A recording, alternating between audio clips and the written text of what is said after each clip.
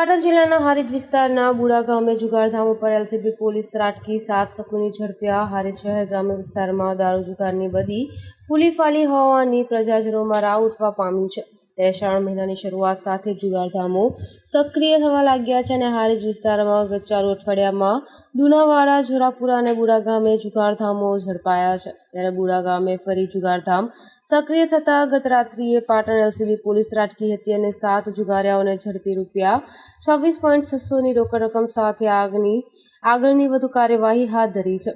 ચાણસ્મા અને રાધનપુર ખાતે જનમંચ કાર્યક્રમોમાં પણ દારૂ જુગારની રાવ ઉઠવા પામી હતી। ત્યારે છેલ્લા કેટલાય સમયથી હારીજ વિસ્તારમાં પણ દારૂ જુગારની પ્રવૃત્તિઓ વધતી જણાઈ રહી છે અને હારીજ નગરના જાહેર રસ્તાઓ ઉપર દારૂડિયા બેફામ બની લુખ્ખી દાદાગીરી કરતા જોવા મળી રહ્યા છે। ત્યારે આવા અસામાજિક તત્વો ઉપર પોલીસનો દંડો ખોખરો થયો હોય। લુખ્ખા તત્વોને પોલીસનો કોઈ ડર ન હોય તેવું લાગી રહ્યું છે।